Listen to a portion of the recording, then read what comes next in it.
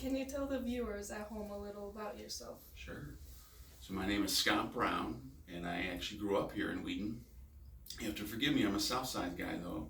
So I was Whittier, Edison, and then Wheaton Central, graduating ultimately from Wheaton South.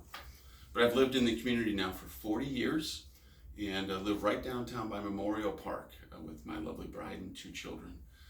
So thankful to have served on the council these last 4 years, and excited for all the fun things that our community offers, and am excited to run for re-election for the North District City Council member. What is one initiative that you want to change and one initiative that you want to reinforce or support? Yeah. So one of the initiatives that we have going on in our community right now is a sidewalk program. If you're not familiar, the goal is to have a sidewalk on at least every street throughout our community. Wheaton is a residential community, meaning it's mostly rooftops versus commercial buildings. The thing I'd like to change there is maybe add a little nuance. Every block is unique.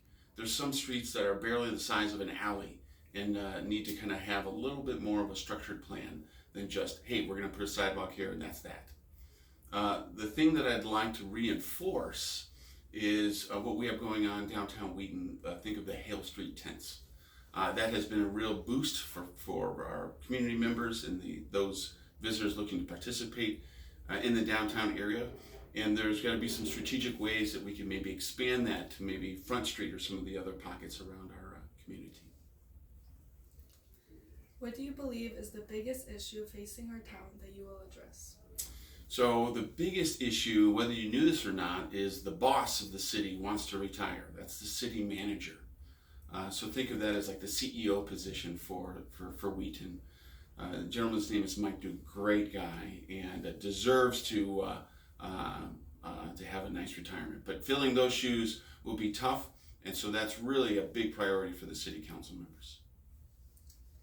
How do you plan on better connecting with voters and citizens, especially younger voters like ourselves? Yeah, I'd love to tell you that I'm a wizard at social media. I think I actually do have an Instagram account, but the next time I post might be the first time. I'm not even sure if posting is what you say on Instagram. But in addition to that, really what I would say is it's just important to be visible, right? Be in the community, I've got 2 high schoolers, and so going to their games, their activities, being consistent at places like the French Market, just being approachable within our community. I think that's often lost. I think a lot of times these days we're wired to just be into our phones, our devices. And I try to take the approach where I pick my head up and just engage directly with those residents within the community and young people nonetheless, even though I might not be cool. Is there anything else you'd like to cover that you didn't get a chance to say? Sure. You know, it really is important. This day is being hosted by the League of Women Voters, and one of the main thrusts there is to register to vote, to participate.